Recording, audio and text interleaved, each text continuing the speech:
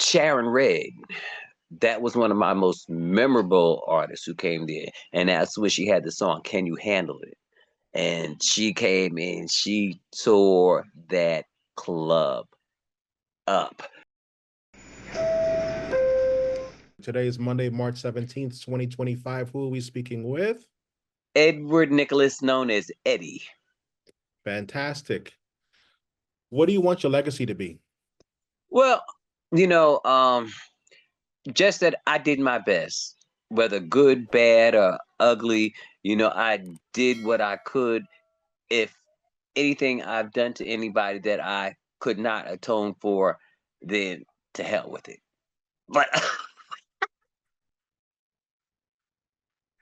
Amen. Hallelujah. Tell us a story about Zanzibar. well, Zanzibar, I hit Zanzibar actually when it was part of the Lincoln Motel when they used to have the pool parties in the back. I was actually attending Virginia State University at the time. So when I would come home, my friends would take me there. And I became a very good friend with Larry Patterson. He was one of the DJs there.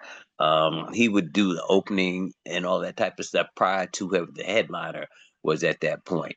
When I started going, it was after Hippie and all those other cats were there had already gone. I came around the time of Tony Humphreys. And so that was my stomping ground in the middle of the floor, in between all the lights and everything, just having an absolute ball. But the beginning of that, it was, yeah, basically you'd go, it was afternoon party, and they would have pool parties in the back because it had a pool in the back. And it was also part of the notorious little state of the welfare hotels, because a lot of the, yes, it was attached to a hotel that basically worked with and provided housing for people that were in need of help. So it was that craziness that was also part of Zanzibar, to come down and see those two juxtapositions hitting up against each other. We're partying and living, and then you have people right next door. Excuse me, I'm just trying to get my camera right. People right next door that are actually struggling to survive, but they would always come to a portion of the room where they could all hear the music, because it was all about that music. That music is what made us live, it made us thrive, it made us sing, and it made us more accepting of people. Is there a particular night at Zanzibar that's unforgettable or where you got your life that night? Oh, it was so hard to say because there were so many moments. Artists came through there. It was the first time where they did the basically, it was like a New Jersey meets, it was like a New Jersey weekender. It was one of those first times. So that was a great highlight. Um, just getting to hear the music in its infancy, because at that time Tony was playing a lot of songs that he was remixing himself, and you would hear certain things, and I'll never forget, he played a version of "Isn't It a Shame" that was recorded by LaBelle, but this was not LaBelle, and the record never ever, to my knowledge, came out. But then you had my girl down in Baltimore, she came out and redid it. Her name will come to me soon. She also redid Home. So it's a lot of those beautiful songs that were touched, and just it was the magic, the lighting. It was just a whole combination of things. There was really never one moment. And for me, coming back home from college and going to these party places, it just always made me go back to Virginia with a new vigor and, of course, a whole bunch of records in my bag, too. I love that. Tell us a story about the first time you went to the Paradise Garage. Who brought you there? What did you see, hear, smell, and see? My first experience to the Paradise Garage, I went with a friend of mine named Kevin DeVoe. We were lifelong friends, and he was one of those ones that was hanging out in the New York scene because he was in the theater. And so part of hanging out in the theater crowd, of course, that club was a gravitational point for them. So he invited us over, and you had to go, and somebody had to be a member, first of all, to get in. Um, and then once you got in, you walked up a long ramp. After you walked up the ramp, you came to the place where you paid your money, and then you went and changed. You went to the bathroom and you changed into whatever little outfit you were going to wear for the night. And this was before they built the Crystal Room. So this was like one of their what do you call it, startup parties. Um, so you walk into this big spacious room of nothing but speaker sound and a stage.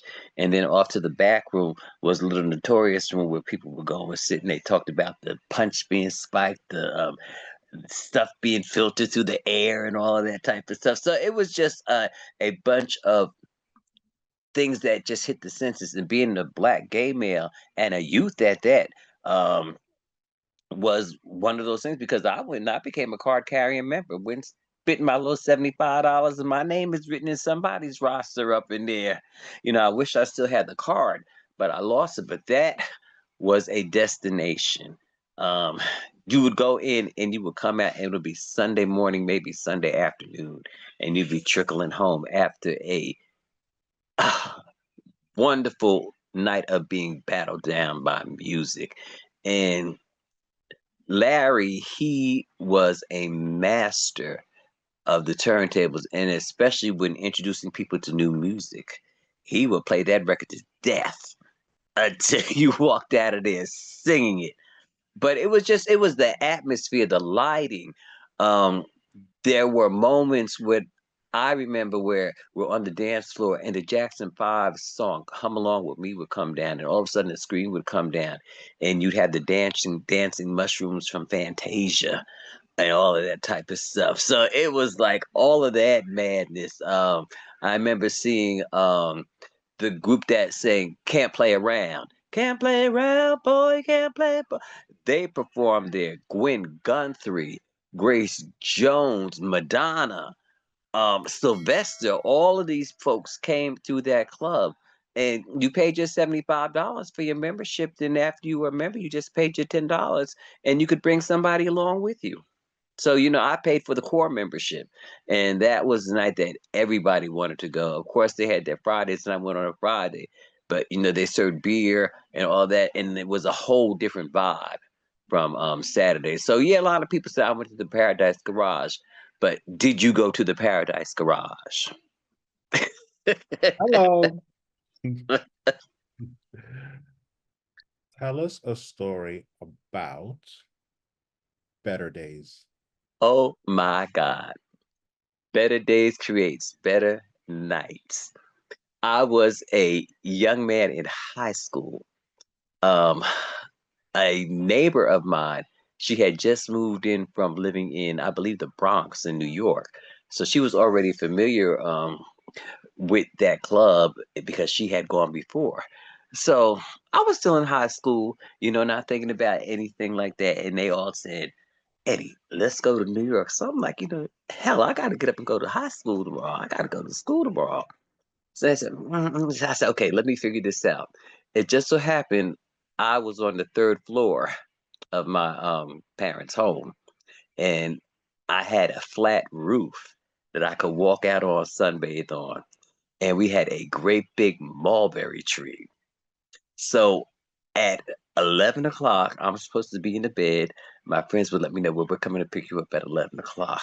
I would be shimmying down the tree, meet my friends, go out, party my behind off, twirling to T. Scott and the magic of entering that club. And the first night we went, we were able to park right outside in front of the club. So we enter into the club. Now, let me backtrack because prior to that, I think I was like 17. So, of course, you had to be 18 to go into those clubs. But during that time in the late 70s, you were able to go into New York and buy a fake ID for like $10. So of course, me and a couple of friends, we dashed over to New York, got our IDs, and that's what we used to get in. And so we were allowed into the club. Walking into that club, it was like, wow. It looked like a little speakeasy. They had little bars on the side. They had the main bar in the middle of the floor, um, and it was circular. And then you would walk back toward the rear, and you walk up maybe two flights of stairs, and then you were into the dance floor. The dance floor, when it was lit, it looked like it was circular, and it had little stands on the side where you could set your drinks. And then DJ T Scott, he was off to the right of the dance floor, and he could look down on us. But he was close enough that if you wanted to give him a handshake, you most certainly could do so. But he would bang that club to no end, to the point where I became a repeat goer. It was like every time the club was open, oh, we going to that. Instead of going to my prom, I went to Better Days, and I had a blast. Had a blast. Um, Sharon Red, that was one of my most memorable artists who came there, and that's when she had the song "Can You Handle It?" And she came in, she tore that club up. David Cole, before he was CNC Music Factory, I was dancing in the middle of the floor from him, and we were singing and carrying on because we were all from New Jersey. So that was my connection. Had I known that he was gonna, do what he was gonna do, I would have attached my ass to him a long time ago.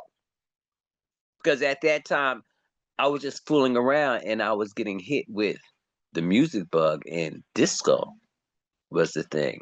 And so with that, you would go, there was Prelude, South Soul Records, um, all these off the wall kind of records, from all these various labels that were out then.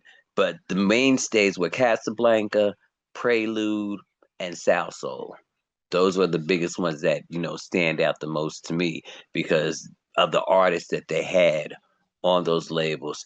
And that's why I fell in love with Francois, because he was the remixer of a lot of those songs that we were dancing to at Better Days. And when I said Better Days created better nights, baby, after you left that place, you were good until it was time for the weekend to go to Paradise Garage.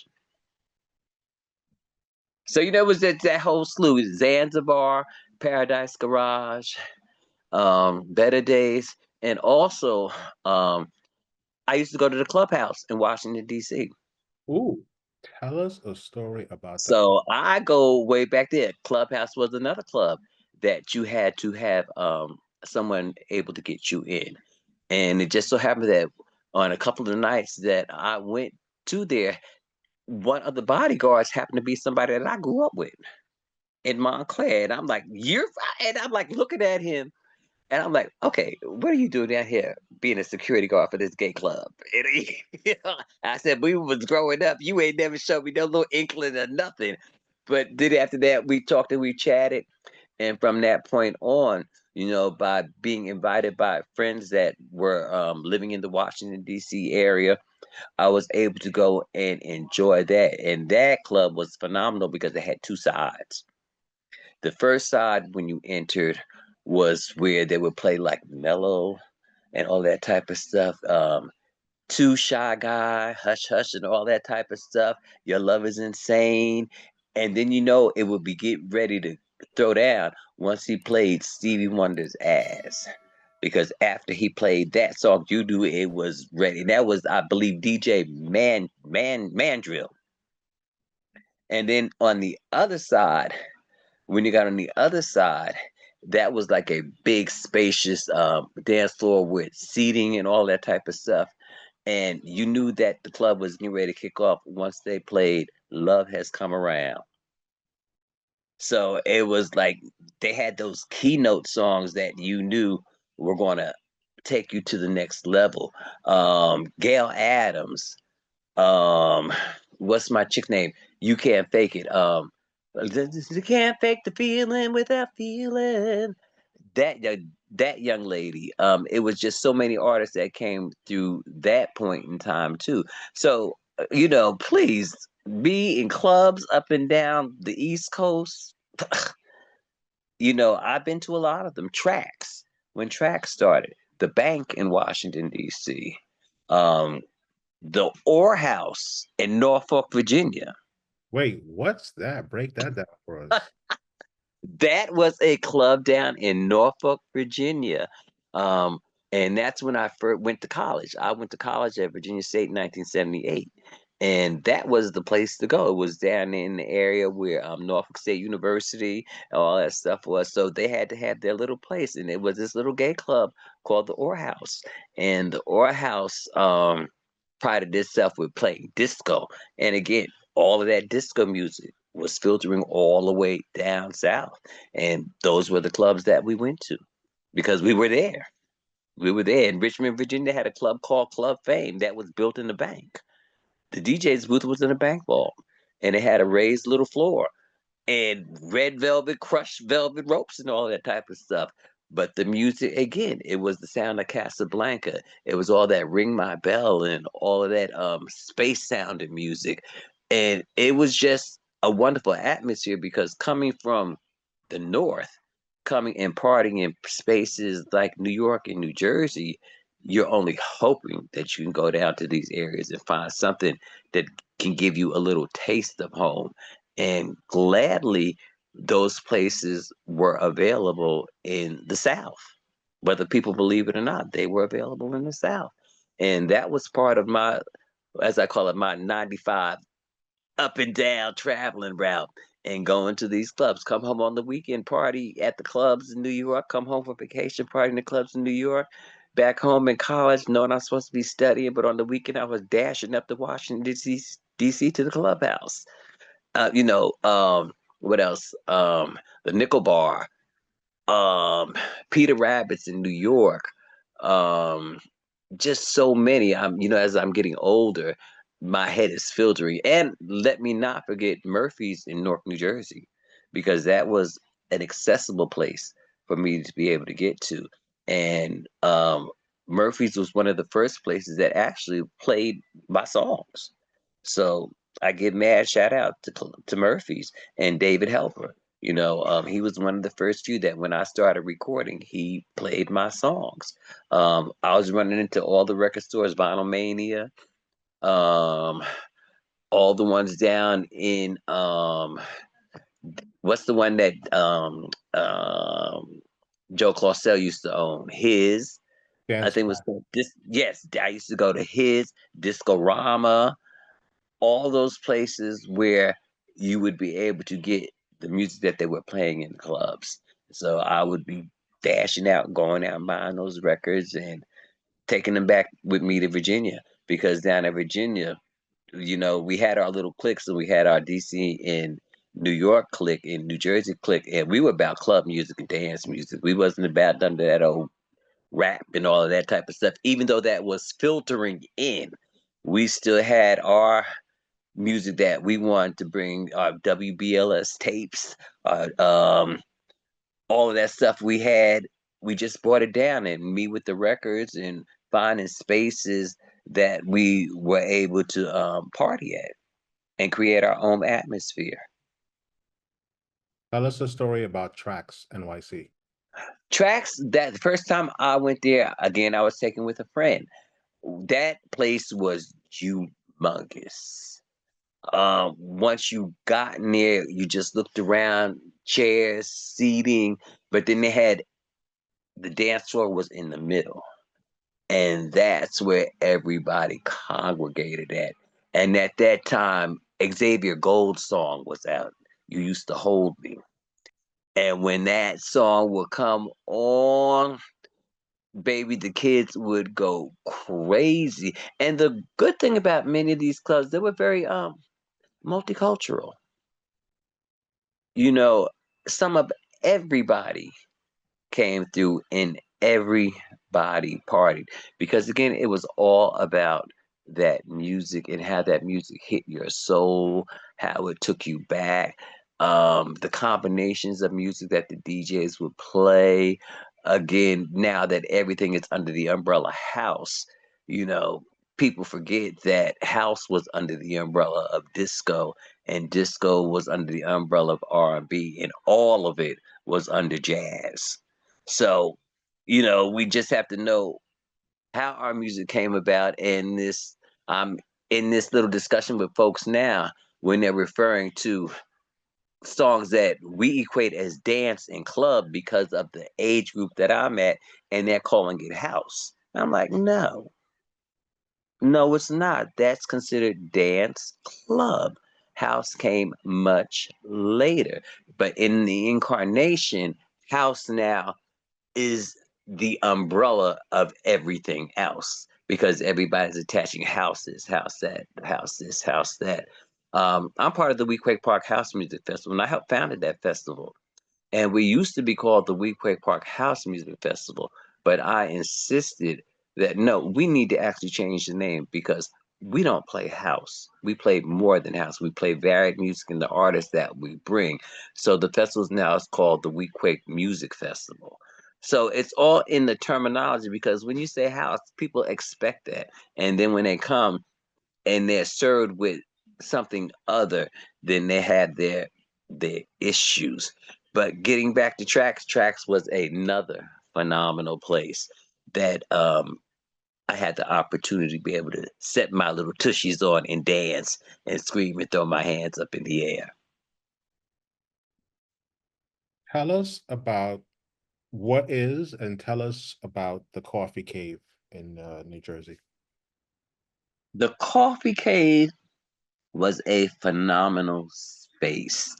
Um, you've been there. So, mad props off to my boy, who'll go ahead and he handles that. Um, it was basically a little underground club. It actually was a coffee spot, but he had a space in the back. John, he had a space in the back that he wanted to utilize. And so he spoke with some folks that were within the area who participate in the dance community. And he opened up that space. He opened it up to various DJs. Jahad Muhammad came through there. Me and my boy Adam Cruz, we came through there with our party called Bochinche. And they had a whole lot of other people that came in and did various functions throughout the week. That was one of the spots that you could go to. You were guaranteed to get your dance on. And it was inexpensive and it was right in Newark, a space in a place where everybody could get to. What is club music, and how is that different from house music? Well, house music, again, you get into the rhythms. With club music and dance music, I would call it sing alongy, but at the same token, you're able to get with the groove. It was nothing that was crazy, and it was not repetitive as we have now. With house music, people get stuck on one little beat, and that beat is mixed to death forever and ever and ever. And then the rhythms and all of that, where a lot of club music, we're able to sing those songs to this day. We know those songs. Those songs were part of the lexicon of our lives, and the words meant something to us. Not saying that the words in what we call house music today, but with so many breakdowns and so many, type of genres and all of that type of stuff, we often find that a lot of the heartfelt vocals are stripped, and you hear the song, and the next thing you know, you're into the chorus, and then you're into another whole song. Some songs that are considered house are not house. Follow Me, for one. you know Follow Me is definitely a dance club classic like no other. Now, some people may have remixed it into using, the house rhythms and all of that type of stuff and added some little Afro house and all of that type of stuff to it. But that song is part of music lexicon. As I call it, it's like the Energizer Bunny Rabbit. It keeps on ticking. And mad props. That song has been able to cross over to where people and I blame it on Wendy Williams because she thought all that stuff was house too. And where young people see that as like a bridge starter because it is definitely part of, as we call it, the Jersey club scene, which is another whole scene in itself. That's my next question. Break down the Jersey club scene and how is that different than the New York club scene? Well, when you go into New York, New York is always very rhythmic, very as I call it, African type rhythms. The drums play a lot, and the horns play a lot, um, and just the energy of the people because the people are there to party, and the music is so varied because again because of the DJs that are there, they will take you back into time, and they will bring you back. And when you leave out of there, they will, with me, anytime I hear what's my girl's name? Where Love Lives. Anytime I hear that record, anytime I hear that piano start off, I'm up. I am up. Alison Limerick. Anytime I hear that song, I'm up on the floor because that is a song that just slays me and takes me back. With New Jersey, we go for that gospel feel, in our music. But at the same token, everything because of the tri-state area, everything is still crossing, crossing the border.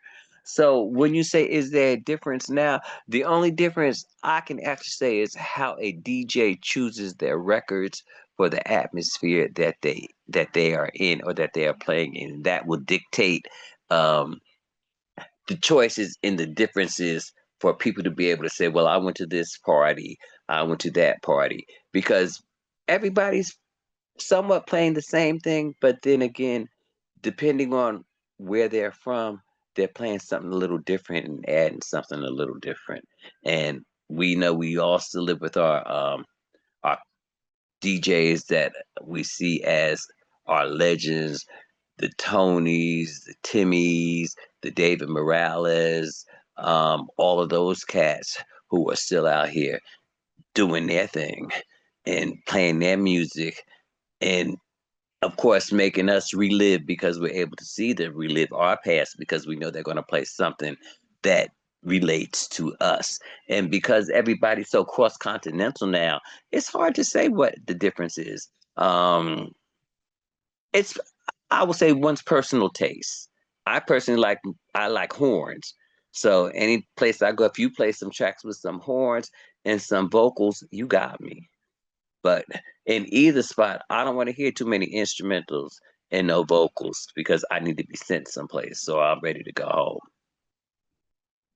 Tell us the history, backstory, and your involvement in the the Weequahic Music Festival. Oh my goodness. That was 15 years ago. Charles Mitchell called me up um, because he had spoken with one of the council members in regards to doing something in the Newark area. I was already involved with Lincoln Park prior to that festival starting. So I was invited as a participant to help plan. It was Carolyn Bird, Renee Hewitt, myself, um, DJ Speedy and his wife, DJ Hutch, um, and some other members of DJ Speedy's team because they were the ones who actually wanted to do something in Weequahic Park. And I have a picture of us all pictured as the original planners. It was just supposed to be a function in the park. The county wasn't even sponsoring it at that time, but somehow Charles Mitchell was able to, with one of our councilmen in Newark, they were able to sit down and talk and come up with a plan to start Weequahic Park. And so we were all called into a meeting. We all sat down and then we started planning. And the first year we had Colonel Abrams, um, the young lady that sings "I Specialize in Love," um, my girl from First Choice, Rochelle Fleming. Those were some of our first acts, and Louie Vega was our first DJ. He was our first DJ at Weequahic Park.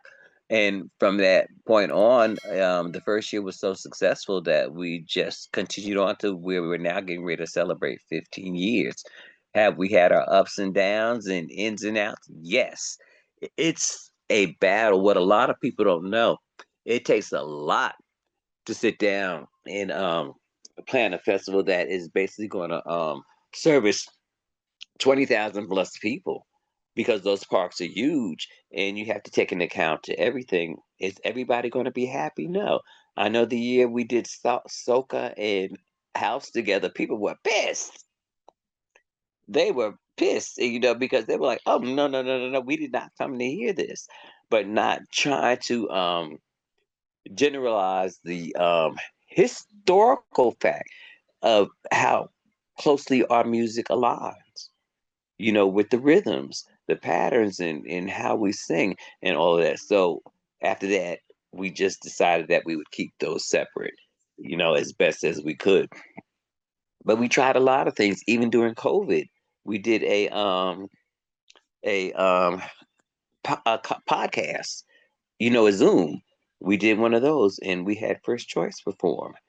And I can't remember who the other person, but I know First Choice was one of our main artists that performed. And you just do what you do. But as a founding member, I'm proud to say that I see this festival still going. And I have no problem reminding people that I helped founded that festival, especially when they decide that they want to, act like, well, who are you? I founded this festival. And my name is on a brick. That's when I have to remind people. But thus far, I've been very, very blessed because I've been asked to host a lot of functions, in the many years that I've been working. Um, I'm now starting to sing more. Um, One of the things that I'm really glad was that I've been embraced by my hometown of Montclair, New Jersey. So I'm always asked to perform something here, like hosting the Juneteenth festival, hosting bullying festivals. This year, I'm proud to say that I will be hosting the 2025 out Montclair's Gay Pride. I'll be hosting that festival as their host, first official hometown host, because they were all time going out and getting hosts from other places. When you have people right here that do those same services, and that was after they saw me hosting Lincoln Park. So a lot of things have come all through that, and this, I believe, is going to be my 18th or 19th year with Lincoln Park, and my 15th year minus 5 years, 10 years with Weequahic Park. And then I've been doing Orange Park too with Tanya Veltz, from Treehouse Care. So I've been always honored to be able to participate in that with her. And I'm looking forward to that again this year as well for 2025. You busy. Yeah, I try to be. Oh, and and then I've been tipping into my, as I call it, my impresario hat.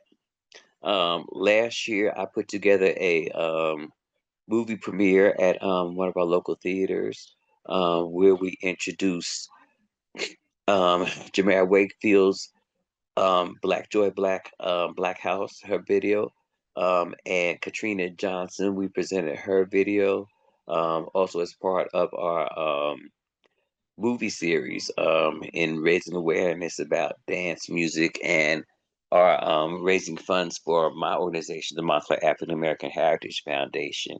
And then this year for 2025, I'm planning theater in the park. And that's going to be with the county, Essex County, at one of our local parks here in Montclair. We have a top grade theater company called Vanguard Theater, and we want to be able to present them out in an open forum in the park. So we're doing theater in the park. So I'm glad that I'm in the planning stages of that as well. So yeah, I'm trying to be busy and still being a teacher, teaching my babies. You busy, busy, busy. So paint a picture for me. My buddy Kai is coming from Munich to New Jersey. He's going to be here for 8 days. Paint a picture of the current house music, club music scene. What nights to go out, what parties to go to, where should he spend his time to get our scene, our sound? Well, for our scene, our sound, we're blessed because we have so many venues that are open here in New Jersey throughout the week. Um, I know we have places in Linden, places in Rahway, um, that are open during the week. So he would have no issue finding any place going during the weekend. We have some places and spaces that are open in North. Reason why I can't answer directly is because this old man don't go out that much anymore. You What? know, Unpack that. yes. Wait, how are you part of the nightlife and don't go out no more? You got to explain that. Easy. I go to certain parties, but I don't go to a lot of functions because of my work schedule and because of what I do. So a lot of that going out has really cut down for me. But I do know such DJs as DJ Qua has been holding it down and providing spaces and places for people to go to. So I'm constantly getting flyers. So again, those spaces in Rahway, those places in Linden, those places in Newark, and there's always a flyer. So if anyone, came to me, we would sit down and look at these flyers and check out who the DJs is. Because most of the time when people are coming from these places, there are specific DJs that they actually want to go hear. You know, Tony, Tony Humphries still does LeBain over in New York. So I know that would probably be one of the stops that somebody coming from Munich would want to go to. If they're familiar with the music of Jahab Muhammad, they would want to find out where Bang the Drum Party is being located and being played at. Um, Again, with all the parties that are happening in New York, the frenzy parties by our man Lil Ray. He's been doing his section of parties, and there are a lot of parties that have been going on in Brooklyn. Becky Nunez, so she would definitely be somebody who I would reach out to. Say, girl, give me the scoop on where to go. And then we had on Facebook this group called New Jersey a place, something about festivals that one could always refer to. So there could always be a plethora of places to go to, but I would first find out who do you want to hear, what type of music do you want to do, and what type of spaces and places do you want to go into. Love that. Let's talk about. I have two questions for you. Uh, you always kept your day job. Yes. So let's talk about that. Like, why did you keep your day job? What insight did you have? And then two, tell people what your day job is. I kept my day job because I needed a 9 to 5. I needed a paycheck and I needed health insurance. I needed all of that. I'm recognized by my peers, but not so much by the general public. I'm recognized by the general public through my hosting, not so much through my recordings, even though I have records galore. They just not have transpired into the hands of the DJs that are here in Jersey. Um, who knows? I just record and do what I do and put it out to the universe. And as it falls, it falls. And when given the opportunity to go out and perform, I go out and I perform. But my mainstay with keeping a 9 to 5 is that there just wasn't enough money for me to be able to walk away. And, I wasn't that much in demand to be able to make this as a full time career. Um, Especially when the season comes. Am I booked during the seasons on the weekends? Yes, and I'm so thankful for that, because that has given the opportunity that when people do see me, they do know me from stepping on those stages. They do know me from hosting. They do see that I do sing, and I just take all of that with what I do and just lay it out on the stage and say it is what it is. You either gonna like me or not. And so things are starting to come around now as I've gotten mature and I've taken a lot of responsibility in getting a lot of things done that I want to do and that I know I'm qualified to do. And I'm one of these people that if I know I'm qualified to do it, you're not going to tell me that I can't. You may tell me no, but I'm gonna remind you when you tell me no that after I've done it. And then you say, "Oh wow, I wasn't gonna wait around for you. Kept telling me no. So that's why I basically manage myself.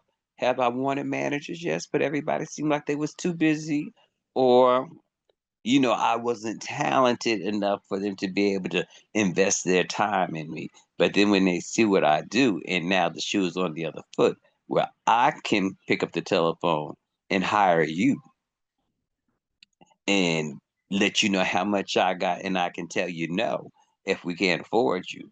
But I can now be the one who is calling you because I need you to come and perform. I need you. I have, access to the purse strings that is able to pay you. And of course, when I do that, I'm going to pull in the persons that I think are going to bring what is needed for whatever festival I'm involved in. And I get a little monies from all of that, but again, 9 to 5, health insurance, retirement, vacations, all of that stuff comes with that package. And during vacations, I can do travel and do what I need to do and know that I don't have to work during the summer, but I'm gonna get a paycheck throughout the whole summer because of the way I've laid my pay. So, I tell anybody, make sure you got a 9 to 5 job. And if you got a 9 to 5 job, make sure it's something that you love and you enjoy doing. My job is working with children. I work with 3, 4, and 5 years old in a universal pre-K program that meets under the public schools. Um, right now, I'm working in this program called Tools of the Mind, and it's supposed to help children tap into their creative sources and their thinking and being able to give me feedback, be able to show that they have a simple understanding. Because again, these are preschool children. So basically, I'm just preparing them to be able to take on socially and mentally those things that are going to happen in kindergarten. So they learn through play, they learn through conversation, they learn through love, they learn through compassion, they learn through all the little boo boos that they get. They learn through all of that. And I'm just basically there to facilitate their learning. And I can graciously say that I've been at the program that I've been at now for almost 21 years, but I've been in the field of early childhood education and special education for almost 30 plus years because I started in Richmond, Virginia. Is my field of education. So I've always been an educator. I need to get myself certified. But as far as my job, I can look back and I'm now starting to see the fruits of what I did in the students that I'm seeing that are now in their 20s, that are in their 30s, that have children of their own. Some of their children have come back through my program and all of that type of stuff. And every time they see me, hey, Mr. Nicholas, hey, Mr. And I'm like, looking at him like, who is this with all this beard and all this and 6 feet tall and all this type of stuff? And they remember the cooking classes, they remember the singing, they remember that I allowed them to be who they are. As far, I was never one of those shut up things. I was always singing loud and wrong and encouraging them to sing loud and wrong, to be artistic, to tap into your creativity, to know that you are special, that you are a king, you are a queen, you are beautiful, you are handsome. Let's go out and conquer the world. So that's how I work with my kids, and I'm starting to see that they're learning how to write, they're learning how to read, they're learning how to tap into, as I call it, public speaking 101, where everybody gets up and speaks and shares what they have done for the day, or share. They bring a toy. If you want to sing a song, if you want to act like you want to read a book, I'll help you with it. So they get that opportunity to express themselves, and it's no push. And by me being part theater and part dramatic myself, it feeds out on them and it lets them tap into their creativity and come out. How did you know music was your calling? I got hit with the disco bug. And once I got hit with the disco bug, it was every and everything. I was singing every Donna Summer song that came out. I was singing Teddy Pendergrass, and I was, as a child, I used to go to the jukebox and I would put in Gladys Knight and the Pips. I heard it through the grapevine. Um, the Temptations, Cloud Nine. I would always put in those songs that had that high energy and those horns and all of that type of stuff up in it. As I got older and disco became the crave, I just knew right then and there that I wanted to do something like that. And my boy Smith, downtown moving no, excuse me, moving records. What is his Abigail. Abigail? huh? Abigail? Yeah, Abigail and my boy Smith, what's it? It'll come to me. Anyway, he was working at the record store and Abigail were working at the record store. And every time I went there, I'd be peeking through the records and I said, I'm gonna sing something like this one day. I'm gonna sing something like this one day.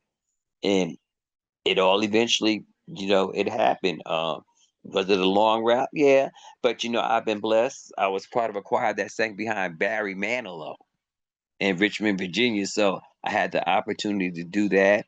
I had the opportunity to sing again, like I said, behind Philip Ramirez, working with him in 95 North. From that partnership, I got to work with Mijan on her records, All Right, and Save Your Soul with Philip Ramirez. It was called Keep the Faith. Um, what's the other one? Old Searching. I'm on Searching by Philip Ramirez. Um, and the first one I did with him is called It's Music, and that came out in England. So a lot of the records that I sang background on came out over in England first, and then they came back over here. And then my first song came out in 1985, and that was You Make Me Carry On.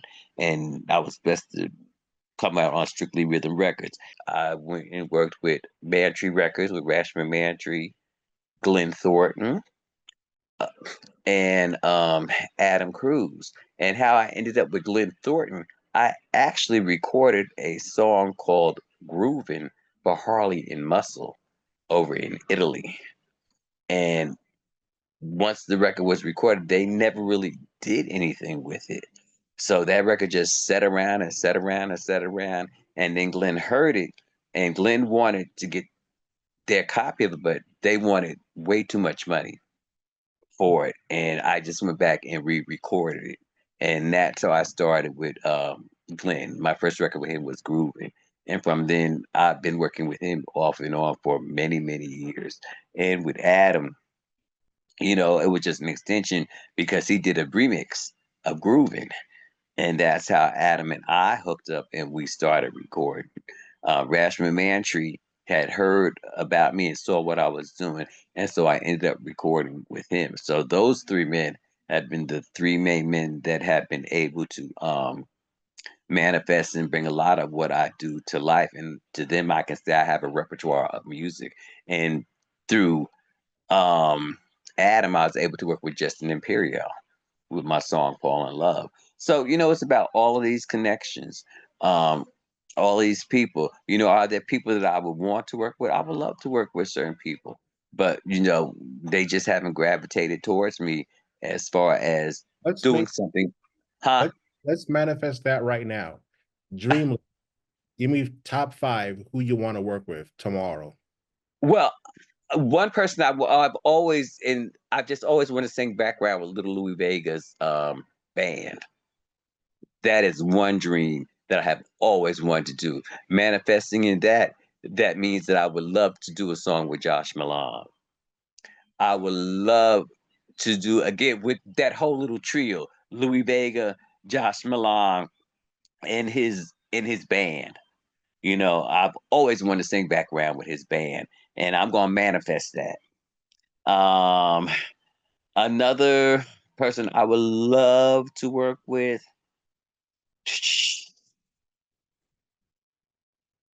I'm gonna have to throw David up in there.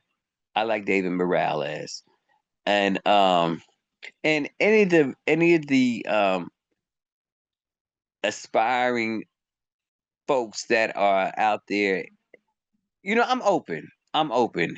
If the music is good and I'm feeling the vibe and the spirit, then you're somebody that I'm interested in working with. Love that. So there are lots of reunion parties happening of late. Paradise Garage, Loft, etc., Zanzibar. How do you feel about these reunion parties? Well, again, with the reunion parties, I personally have no problem with them because I lived and I love the music.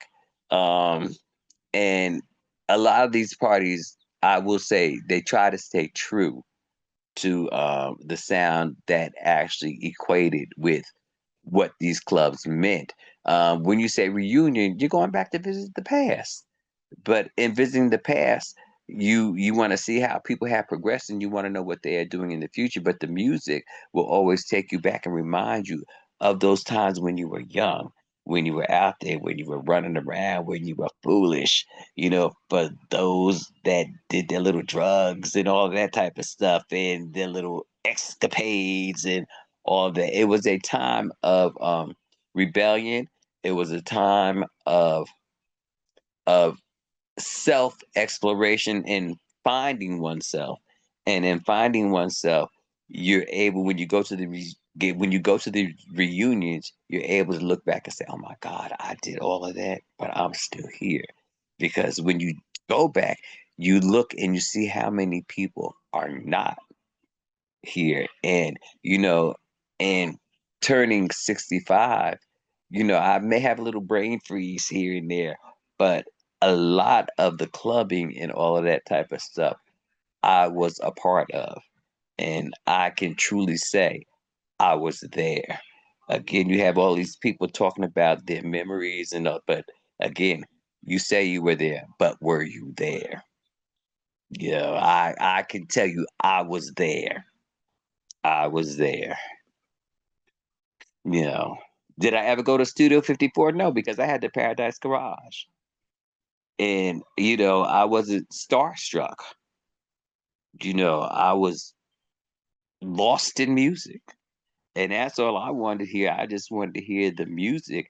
And if in those spaces we had the opportunity to see those people that performed those songs, that was just an added bonus. I love Because it. we were in no way paying any of the prices that they're paying now to get in some of these, big clubs and to go and see some of these artists perform and all of that. But I will say Newark is holding it down. Newark, New Jersey is holding it down with what they're providing in their spaces, and they're doing parties during the week and all of that. Am I going to try to get out to them? Yeah. But as I've grown older, I found myself going to more places like museum parties, little cocktail parties, all that parties where the networking um, is more palatable for one to get things done. So that's where I'm at now. Do I go on occasions? Yes, I most certainly do. But do I go out all the time? No, again, because of my work schedule and all of that type of stuff. And on the weekends, by the time the weekends get here, depending on who's playing, I just assume to stay at home and lay under my electric blanket and rest my weary bones. But I try to make sure that I'm still out there in the backdrop, in the background of, the scene, making sure that things are happening, making sure that anything that I'm involved in is quality, and that even though I'm expanding and moving away from doing some house things, I'm still very much involved. Looking back on your career slash involvement in the music scene, knowing what you know now, what would you do differently? Oh, I would have invested more money into myself. Um, Studio time, quality time with especially traveling and doing all of that networking that I've been making up for now. Um, again, when I first started out, I was hungry. So excuse me. So therefore, I was attending things like the Italian Music Conference over in Rimini, Italy. I traveled over there all by myself. But going to London, um, getting out, I think if I look back, I would have traveled more extensively. I would have really invested monies more wisely to be able to do for myself as far as putting out my own music. I can do it now because the way that the internet makes it, one can do so. But at the same token, I still like that quality of going into a studio, being able to play with the warmth and all of that type of stuff, and just having things professionally done. And when you want that top quality sound and all of that, yeah, you can get it from certain aspects if you know how to twing things up and you get the right people, but it's not like knowing how to do it yourself. So I would have invested more time in learning how to do more of things that I do for myself and putting out my music. Love And that. the crazy thing, I went to Virginia State University to become a music major and ended up becoming an English major because I didn't want to practice. I was gonna double click on that. I remember one of our prior interviews, you talked about you had a lot of access and opportunities, but you lost your way and then you came back. Talk about that. Hmm. Explain, Well, break that down. well, being young, and I went to college at 18, straight out of high school, straight into college, straight as a music major, not knowing the um the work, the work you actually had to put into it. All that type of stuff. Not knowing how to read music, but knowing I wanted to be this fabulous opera singer. I wanted to be a tenor. So I went to Virginia State University and I went as a voice major.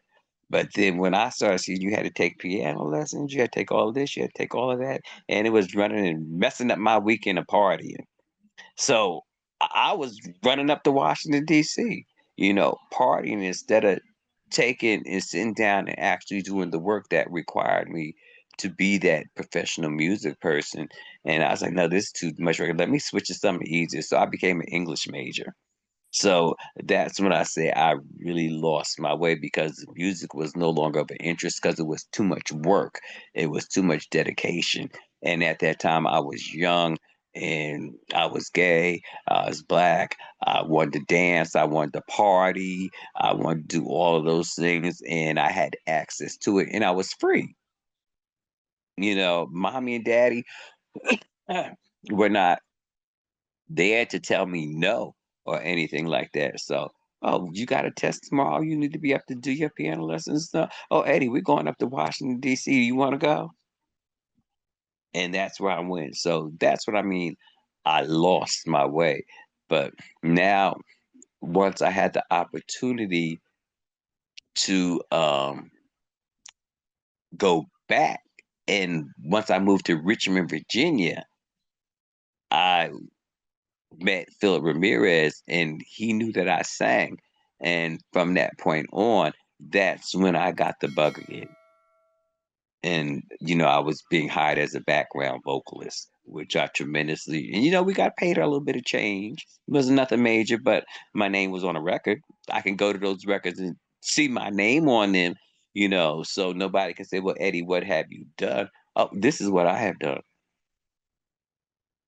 So that legacy within itself, I can truly say that I'm on records that people, if they know my voice, they can pick my voice out. Like that record that you made mention. I wish to goodness I would have sang on that, but somebody on that record is caterwauling like me to make you think that was me singing. So it's a good feeling when people recognize what you do. And now that people know my voice when they hear certain records like All Right, A Savior, so they know that I'm on that background immediately. And What? what was the other part of your question? No, that was it. Basically, like, Okay. how did you know, or when did you know that music was your calling? Like I said, once I got into Richmond, Virginia, and I started recording my song "You Make Me Carry On." Um, Once it was picked up by Strictly Rhythm, and we sent that on a cassette. We sent that on a cassette tape and got the phone call to come up to New York because they wanted to record it. And that's when I decided, okay, I can do this. I can do this. So, I've had the opportunity to have songs mixed by DJ Pope. He redid my song, Was That All It Was? And a matter of fact, years ago I came in when you were up in New York and you interviewed me and And what Glenn, is my yep, Glenn, and I was performing Was That All It Was at Will Milton's party. We came up there. So, I've had the opportunity to record songs that lived in my soul. And Was That All It Was a song that lived in my soul. So it was always the opportunity of just finding somebody who wanted to work with me, who was able to give the sound that I know would fit me, would allow me to do what I do. Sometimes I laugh at myself because I think I'm the male Shirley Bassey. So, so I always got to get this big voice and all this bravado and all this type of stuff. And I'm not going to lie, I watched her and I love Shirley Bassey, and that's where I get all my big sound from Shirley Bass, Dame Shirley Bassey. So, you know, I know I have a big voice. I know to some people my tone could be like a little harsh, but at the same token, I know I'm a performer. I know I'm a damn good performer. When having the opportunity to be placed on the stage, I'm going to give you a show. I'm going to give you voice. I'm going to give you sound. And again, growing up, my first talent show was at Symphony Hall, and I was shy. And I was going to sing Bette Midler's "Do You Want to Dance?" But then when I got down to Symphony Hall and I saw all the talent and all those older people, I panicked. And from that point on, I had to get it together and realize that this is what I am today. I'm an MC, I host and all that type of stuff. But that little episode dating back to Symphony Hall made me realize that get over your fear, get over whatever little shame that you have, and just give your talent to the world. And that's what I've been doing ever since. love that. Talk about, you're also a host. Hmm. How did hosting come about for you, and what makes a good host? Well, hosting for me was something that just happened. I ended up hosting the Lincoln Park Music Festival by the mere fact of virtue of how can I put it, representation, because I was part of a group called Think Soul. And Think Soul was a party that we used to do in Newark. I used to do that with Chris Flowers. I was part of his second rendition, but I used to actually provide just the food. I used to go down and provide the food for them. And then Chris and I, Chris Flowers and I, we had known each other throughout the years because of his involvement with Carolyn Bird and Yellow Orange Records and all that type of stuff. And then we just started collaborating. And from that point on, I just knew that this was something that I could do. And when it came time to host Lincoln Park, and it wasn't even a full time host, it was just a part time host because we were introducing artists that we had brought up from Virginia to perform. So it got to the point, well, who are they going to have to host as to represent Lincoln Park? And yes, I had to make stake to it because while other hosts were in question, I made it clear that if anybody's going to represent the organization, it's either going to be you or me. And he didn't want to do it, so it ended up being me. And from that point on, um, after Shelton Hayes passed away, they had because Shelton Hayes was the host of that time, and so I was chosen to host that portion of presenting Think Soul to the Lincoln Park audience. And so after that, you know, I just was there participating with Lincoln Park, and then after Shelton passed away, I was asked, me and Teresa Randolph, and from that point on, we have been the host for the house music portion for a good, like I said before, 14, 15 maybe more years. And this is going on their 20th year. So I've been there for quite some time as the face for the house music portion. And that's where a lot of people know me from. From there, I ended up at Weequahic Park because I founded that festival, but it was also natural that I would go ahead and host. And a lot of my hosting jobs have come about because of Lincoln Park. People equated me with the Lincoln Park stage, and with the Lincoln Park stage, they equated that my name would come out. And I'm the type of host. You tell me what needs to be done, and I do it. I don't add any little extra theatrics unless I feel a good song coming on. I want to sing along with it, but I'm not one who's running and jumping and all of that type of stuff. I just do mine a little bit more subtle, where I try to make sure that the focus is on the DJ and the artist and the music. I'm just part of the backdrop, but I'm at least going to bring you something to remember me by. So with my hosting, people always remember me as being very straightforward, delivering the message, making sure that the show runs smoothly, and that in house music there was a time when people said, we didn't know how to dress, we didn't know how to do that. We just would come on stage looking like all types of stuff. I wanted to make sure that whenever I hit the stage, I brought you a sense of fashion, a sense of elegance, and something nice to look at. And, at the same token, make sure that I'm delivering the message. A good host comes and delivers the message, and if they need to entertain the audience, they're able to entertain the audience. They're able to take control of a situation. When you see something is either a foul or not going right, you're able to just basically maneuver the crowd into a point where they're not bored. And if they need information, you do it. You have to be able to fill up a lull if something happens. Um, Music breaks down, something like that. Make sure you deliver who your sponsors are, because they're the ones who are paying the money. And that's what a lot of hosts don't realize, that when you get on these major big stages, it ain't about you, it's about that sponsor that's making sure that that festival is going forward. So you have to make sure that you announce their names, you give them credit, you keep it going, you acknowledge any dignitaries, anybody that has anything to do with making sure that any of those festivals are going on. You make sure that you acknowledge them as a host, because that's what you do, and that's what you're getting paid for, to make sure that you follow whatever script that they are doing. Yes, you do have some leadway, but you must always make sure that you're keeping everything flowing, because the object of the host is to keep the show going. What's next? Oh, what's next? Theater in the Park.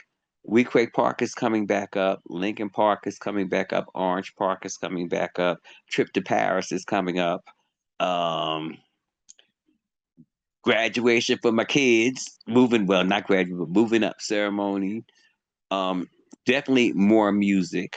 I have two songs that I'm working on now that hopefully will be out by the summer.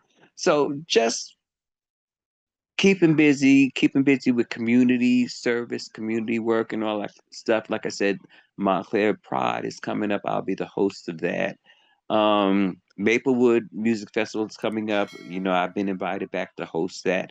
So my summer is starting to get booked, and I'm, very grateful. Planning events, bringing in artists.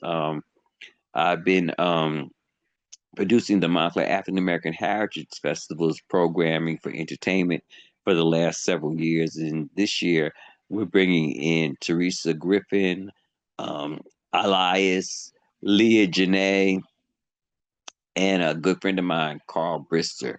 So we're bringing in some local people and some people that have appeared on such shows as American Idol and all of that type of stuff. So I've been event planning. That's part of the things that I do now.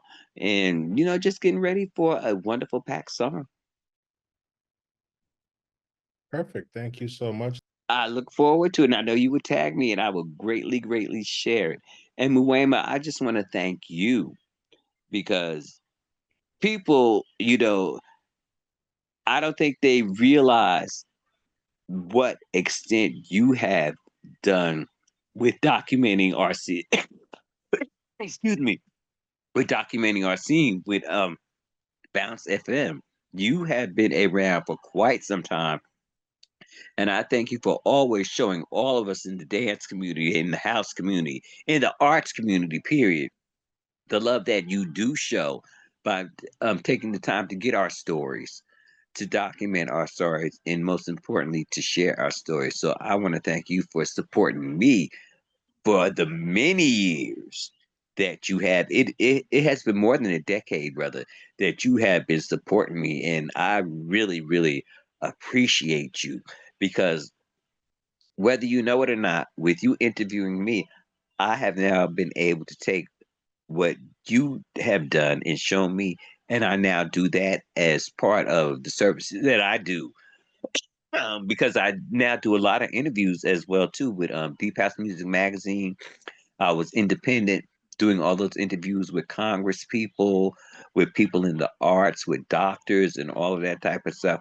So again, I thank you because from what you do, it gave me some encouragement to be able to step out and add interviewing as part of what I do as well too. So thank you, my brother. Thank you. Oh, of course. Of course. One hand watches the other. Yes, it does. Yes, it does. All right, man. Yes, it does. All right. Peace. Peace out. All right.